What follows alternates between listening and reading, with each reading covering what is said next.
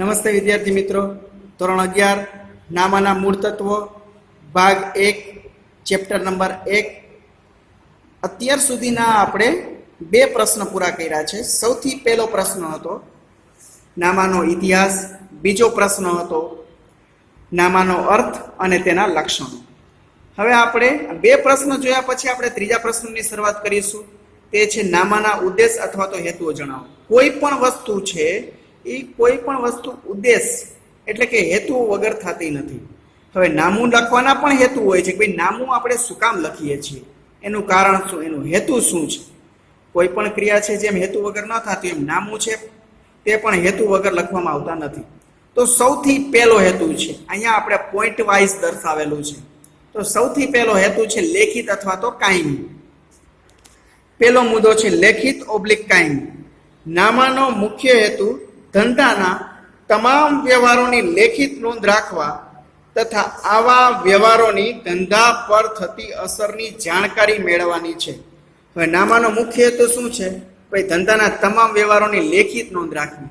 લેખિત નોંધનો મતલબ શું થાય છે કે આપણે લખીને નોંધ રાખવાની. જેમ આપણે કોઈ પણ સબ્જેક્ટનું કેમ બધું લખતા હોય છે, આપણે એકાઉન્ટના બે પ્રશ્ન પૂરા થયા, તમે લેખિત નોંધ રાખી છે, લખ્યું છે CWમાં ફેરબુકની અંદર. આવી જ રીતે જે નામામાં જેટલા પણ વ્યવહારો થતા હોય છે ને એ લેખિત રાખવાના. આજે સવારથી લઈને સાંજ સુધી કેટલા આપણે વ્યવહારો કર્યા છે, કોની સાથે કર્યા, એવી રીતે લેખિત નોંધ રાખવાની. અને કાયમી અને ભવિષ્યમાં ગમે ત્યારે આપણે જોવું હોય ત્યારે જોઈ શકીએ. આપણે જે બે પ્રશ્નો લખ્યા છે નામાના, તો બે પ્રશ્નોના જે જવાબ છે તમે ભવિષ્યમાં ગમે ત્યારે જોઈ શકશો ને, એટલે આપણે એની લેખિત નોંધ રાખીએ અને કાયમી. તો આવી જ રીતે નામામાં પણ આપણે શું છે કે લેખિત નોંધ રાખવાની છે. આ જે નોંધ છે એ આપણા ધંધાને અસરની જાણકારી મેળવવાની છે કે ભાઈ ધંધા પર આની અસર શું થઈ. એટલે કે આપણે જે નોંધ રાખવાની છે લેખિત અને કાયમી રાખવાની છે. હવે આવે છે બીજો પોઈન્ટ, ધંધાની આર્થિક પરિસ્થિતિ જાણવા. વર્ષ દરમિયાન લખાયેલા હિસાબો પરથી વર્ષના અંતે ધંધાની આર્થિક પરિસ્થિતિ જાણવા પાકું સરવૈયું તૈયાર કરવામાં આવે છે. હવે આર્થિક પરિસ્થિતિનો મતલબ શું થાય છે કે આપણી પાસે કેટલી મિલકતો છે, કેટલા રૂપિયા દેવાના છે, કેટલા રૂપિયા લેવાના છે, એ બધી જાણકારી મળે છે ને કહેવાય છે આર્થિક પરિસ્થિતિ. પણ ક્યારે? વર્ષના અંતે. વર્ષનો અંત એટલે આપણે વાત થઈ હતી તે મુજબ વર્ષની શરૂઆત ધંધાની થાય છે 1 એપ્રિલથી અને વર્ષ પૂરું થાય છે 31 માર્ચ. એટલે કે 31 માર્ચે ધંધાની આપણને આર્થિક પરિસ્થિતિની જાણકારી મળે છે. અને એ જાણકારી મેળવવા માટે આપણે પાકું સરવૈયું તૈયાર કરવામાં આવે છે. એના ઉપરથી ખ્યાલ આવે છે કે આપણી પાસે કેટલી મિલકતો છે, કેટલી જવાબદારી છે, કેટલા પૈસા દેવાના છે, બધું જાણવા મળે છે. જેના દ્વારા વર્ષના અંતે ધંધાની મિલકતો એટલે ધંધા પાસે કેટલી મિલકત છે, મિલકતની અંદર શું આવે તો કે જમીન કેટલી છે, મકાન કેટલા છે, ફર્નિચર, યંત્રો, એ બધું જાણવા મળે છે. અને લેણા એટલે કેટલા પૈસા કોની પાસેથી લેવાના છે, તેમજ મૂડી કે આપણા ધંધાના મૂડી એટલે શું કહેવાય કે પૈસા કેટલા છે ધંધા પાસે. અને દેવા જાણી શકાય છે. દેવાનો અર્થ એવો થાય છે કે આપણે ધંધાની અંદર પૈસા જેમ લેવાના હોય ને દેવાના પણ હોય છે કે કોઈની પાસેથી લોન લીધી હોય, કોઈની પાસેથી ઉધારમાં વસ્તુ લીધેલી હોય, તો કેટલા પૈસા દેવાના છે એ વર્ષના અંતે જાણવા મળે છે. ત્રીજું, કાયદાકીય જોગવાઈઓનું પાલન કરવા માટે. કાયદાકીય જોગવાઈઓ કરવા માટે નામું લખવું ફરજિયાત છે તથા કાયદાકીય લેખિત પુરાવા તરીકે નામું રાખવું જરૂરી છે અને ઉપયોગી છે. કાયદાકીય જોગવાઈઓનું પાલન કરવા માટે એટલે શું કહેવાય કે આપણે દાખલા તરીકે આવકવેરો ભરવો હોય તો એ તમે કઈ રીતે ભરી શકો? તો એના માટે તમે કેટલી આવક છે એ તમારે જાણવું પડે. ને એ આવક જાણવા માટે તમારે વર્ષ દરમિયાન કેટલો નફો થયો, કેટલો આપણે ખોટ ગઈ છે ધંધાની અંદર, કેટલું નુકસાન થયું છે, બધું જાણવું પડે. અને એ બધું જાણવા ક્યારે મળે? કે જ્યારે તમે હિસાબો લખેલા હોય તો જાણવા મળે. એના ઉપરથી આપણને ખ્યાલ આવે કે ભાઈ આપણે કેટલો આવકવેરો ભરવાની જરૂર પડે છે. હવે અત્યારે તમે સમજતા હશો, તમને ખ્યાલ પણ હશે, આપણે સાંભળેલું પણ હશે કે અત્યારે છાપાની અંદર પણ ઘણી બધી વાર આપણે જોઈએ છીએ કે આવકવેરો છે એની સમય મર્યાદા વધારવામાં આવી. આવકવેરાનો અર્થ એવો થાય છે કે આવક ઉપરથી વેરો ભરવાનો હોય છે. ભાઈ આપણી આવક ક્યારે થાય તો કે આપણે જે હિસાબો લખેલા હોય તો. એટલા માટે કાયદાકીય જોગવાઈઓ કરવા માટે નામું લખવું ફરજિયાત છે. એટલે દરેક વ્યક્તિએ નામું લખવું ફરજિયાત છે ને આપણે પાસે પુરાવા તરીકે રહીએ ભાઈ અમારી આવક આટલા રૂપિયા છે. એ આપણા માટે પ્રૂફ તરીકે રહે. જો તમે આ પ્રશ્ન લખ્યા હોય તો તમારી પાસે પ્રૂફ તરીકે રહે કે ભાઈ સરે આટલા પ્રશ્નો આપણને સમજાવેલા છે. એના પછી આવે છે ધંધાકીય બજેટ. બજેટ છે એને ગુજરાતીમાં આપણી ભાષામાં અંદાજપત્ર તૈયાર કરવા માટે છે. હવે ભૂતકાળના હિસાબો પરથી જરૂરી માહિતી મેળવી ભવિષ્ય માટે અંદાજપત્ર તૈયાર કરવાના હેતુથી નામું લખવામાં આવે છે. હવે ભૂતકાળના હિસાબો પરથી એટલે આપણે ભૂતકાળમાં જે હિસાબો રાખેલા હોય, હિસાબો રાખેલા એના ઉપરથી તમે નક્કી કરી શકો ભાઈ તમારે ધંધાની અંદર કઈ વસ્તુ રાખવાથી તમારે ફાયદો થાય છે. હવે જો તમે હિસાબ ન રાખતા હોય ને તો આપણને ખ્યાલ જ ના આવે. દાખલા તરીકે આપણે મોબાઈલની દુકાન છે ને મોબાઈલની દુકાનની અંદર આપણે 4-5 પ્રકારના મોબાઈલ રાખીએ છીએ, 4-5 કંપનીના મોબાઈલ રાખીએ છીએ. 4-5 કંપનીના મોબાઈલની અંદર પણ ઘણા બધા ભાગ પડતા હોય છે. દાખલા તરીકે ઓપ્પો કંપની હોય, વિવો કંપની, એની અંદર પણ ઘણા બધા ભાગ પડતા હોય છે, એની અંદર પણ ઘણા બધા મોડેલ આવતા હોય. તો તમે હિસાબ રાખ્યો કે ભાઈ આપણે કઈ કંપનીનો કયો મોબાઈલ વધારે વેચાય છે, તો ભૂતકાળમાં તમે હિસાબો રાખ્યા હોય એના ઉપરથી આપણે જરૂરી માહિતી મેળવી શકીએ છીએ કે ભવિષ્યમાં આપણે કયા મોબાઈલ આપણે રાખવાથી આપણને સારો એવો ફાયદો થાય છે. હવે આમાં એવું થાય કે જો તમે હિસાબ ન રાખ્યા હોય તો આપણને ખ્યાલ ન આવે ભાઈ કયો મોબાઈલ આપણે વધારે વેચાય છે, કયો મોબાઈલ આપણે વધારે રાખવો જોઈએ. તો એટલા માટે આપણે હિસાબો રાખવા જરૂરી છે કે ભૂતકાળના હિસાબ પરથી આપણને ભવિષ્ય માટે આપણને અંદાજ મળે છે કે ભાઈ ભવિષ્યમાં આ કરવાથી આપણને ફાયદો થશે. હવે જો આપણને ખ્યાલ છે કે ભાઈ 10માની અંદર તમે હતા તો તમારી રોજે રોજ રેગ્યુલર તમારી એક્ઝામ લેવાતી હતી ડિસેમ્બર પછી, તો આપણને ખ્યાલ આવતો હતો કે આપણે કઈ પરીક્ષાની અંદર કેટલા માર્ક્સ આવ્યા, એના ઉપરથી આપણને ખ્યાલ આવે કયા વિષયની અંદર કેટલી મહેનત કરવાની જરૂર છે. આવી જ રીતે ધંધામાં પણ એવું હોય છે કે ભાઈ ભૂતકાળના માહિતી પરથી આપણને ભવિષ્ય માટે અંદાજ તૈયાર થઈ શકે છે.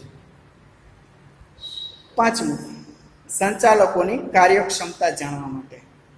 ધંધાની તેમજ સંચાલકોની કાર્યક્ષમતા જાણવા માટે નામું ઘણું ઉપયોગી માહિતી પૂરી પાડે છે. આપણે કોઈ પણ સંચાલકોની કાર્યક્ષમતા જાણવી હોય, કોઈ પણ સંચાલકોની કાર્યક્ષમતા જાણવી હોય ને તો એ જાણવા માટે આપણે શું કરવું પડે?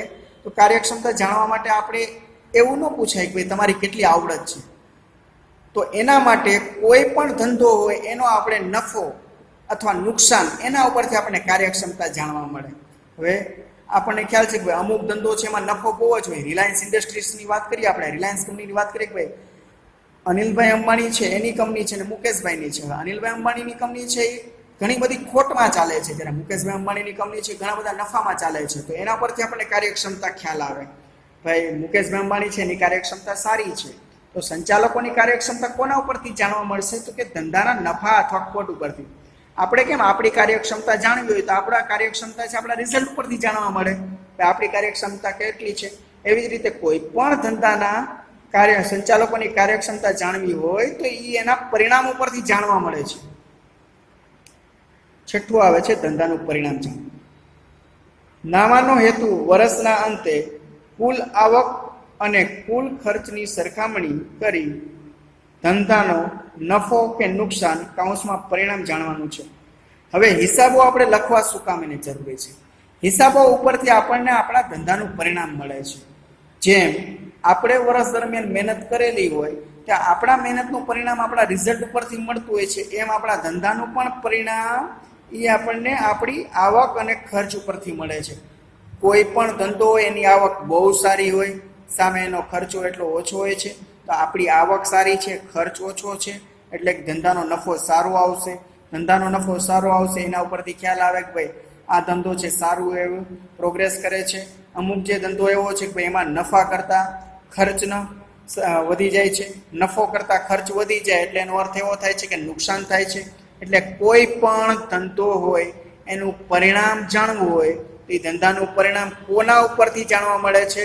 તો કે ધંધાના નફા કે નુકસાન ઉપરથી. અને નફો અને નુકસાન કોના ઉપરથી નીકળશે? કે ભાઈ ધંધાની આવક અને ખર્ચ ઉપરથી.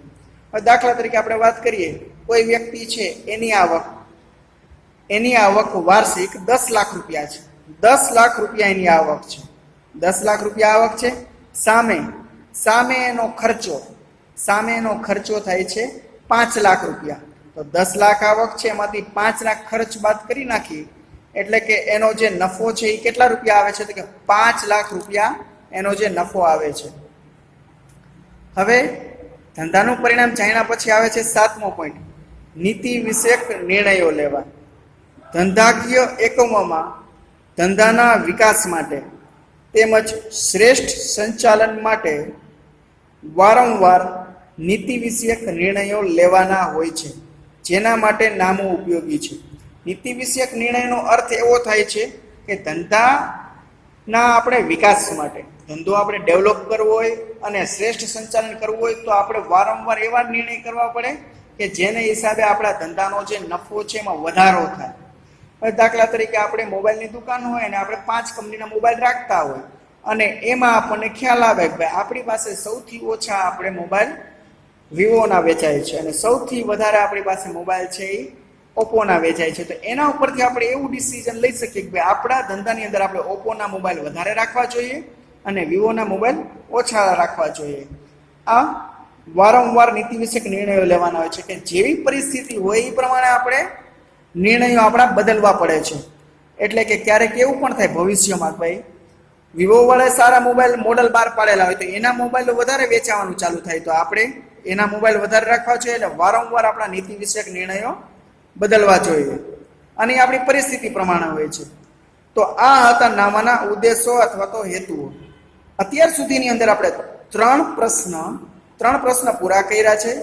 સૌથી પહેલા આપણે નામાનો ઇતિહાસ, બીજો પ્રશ્ન હતો નામાનો અર્થ અને લક્ષણો, અને આજે ત્રીજો પ્રશ્ન છે નામાના ઉદ્દેશો અથવા હેતુઓ જણાવો. તો આપણે 7 ઉદ્દેશો અને હેતુઓ આજના આપણા લેક્ચરની અંદર સમજ્યા છે એ બધા આપણે ફેસબુકની અંદર લખવાના છે અને સાથે સાથે આપણે પાકું પણ કરવાનું છે. તો હવે પછીના નેક્સ્ટ લેક્ચરની અંદર આપણે ચોથો પ્રશ્ન આપણે સમજશું.